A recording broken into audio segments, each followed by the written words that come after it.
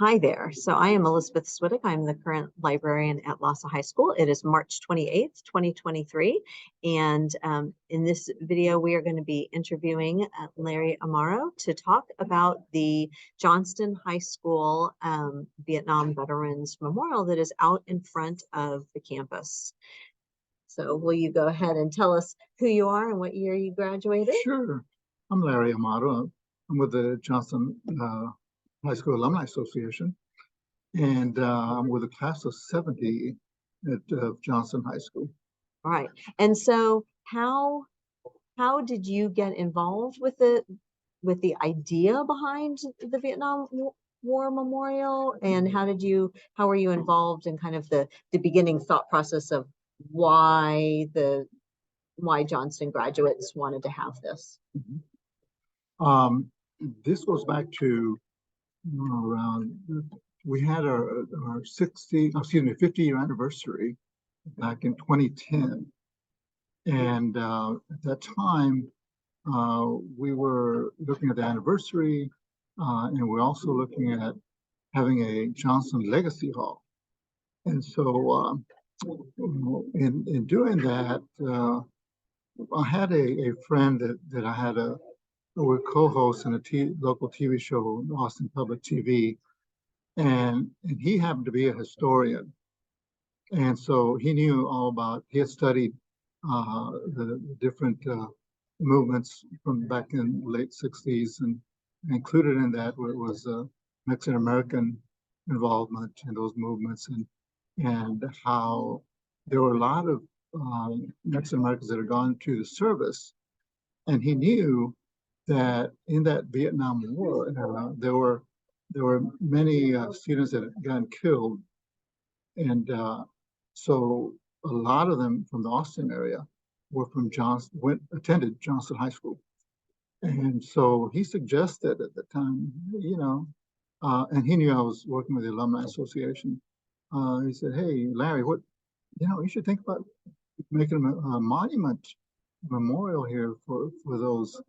And so he looked into the students that had died, and he had made a memorial service in I think 2012 at the Mexican American 2011, 2012 at the Mexican American Cultural Center, and then in doing that, he found out that he thought there would be maybe one or two, or maybe three that have died in action. He was thinking of those that had died in action. So the KIAs, as they're known, killed in action.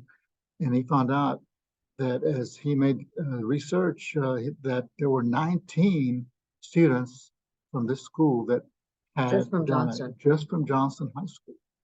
And so that was about 50% of the Austin area soldiers that had died. And I can't remember the exact percentage, but it's just slightly over 50%, I think. And so he said, "Wow, we need a monument," and I agreed with him. And with that thinking, I presented it to the Alumni Association, and they felt that was a really good idea. In addition to the Johnston Legacy Hall, so we went on and made plans for it. And so we were expecting maybe to raise funds so that maybe 5, 6, 7 years later, we might be able to raise enough money to get the monument. But I was hoping one of my fellow students would be here, and she might tell you later how this happened. But basically, she had made an announcement at a community meeting, and the sheriff was here. Sheriff Greg Hamilton was there at the time. And so when he heard about the monument that we're planning, he stood up at that meeting, and he said that he would raise the funds for that by November of that year. So that we're talking about spring of that year, 2012. And so November came around. We made a golf tournament before that time. A lot of the police and sheriff's deputies, constables, were part of that tournament, as well as other Johnstonites, community members. And sure enough, he got the money for us. He raised $12,000 there, and we had, a few other thousand from the Alumni Association, and we had enough money to build the monument, and we did. By the spring of that 2013, we So had, you're about to have the 10-year anniversary of the installation of the yes, monument. And then you had in-kind donations as well. People offered yes, services and stone services, workers that one of our Johnsonites, and I should mention their names, by the way, because in addition to Dan Ariano, the historian, that we also had Ernest Perales, and also Pete Montoya. Pete Montoya was in that, I think he was in the first class of Johnston, and Ernest Perales was with a class of 63 or 64, perhaps. I can't remember exactly, but they were instrumental in that they did the research. First of all, Ernest Perales did the research on the members, the Johnsonites that had died.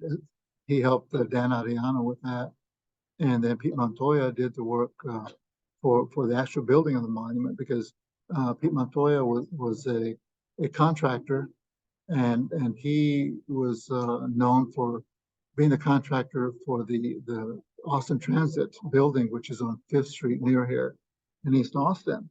So they were instrumental in helping the alumni to get the monument.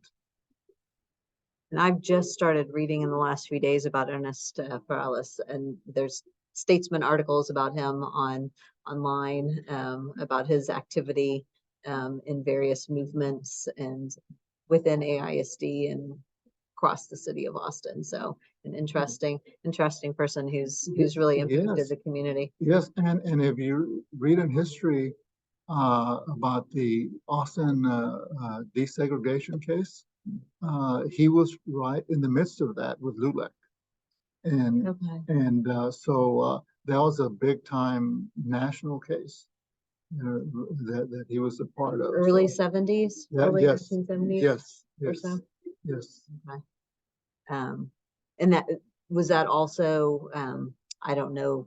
I mean, I know of LULAC, but that was in terms of the schools were still essentially segregated in AISD. Yes. Right. Yes. And there's a long story behind that, which I won't get into, but he was in that case, in the court cases, as the witness and part of LULAC that was bringing that case forth, and so he played a big part of that. Yeah. So further research for any of you guys who are watching this, look him up as well. And so he continued into 2012 being involved in this monument at Johnston High School.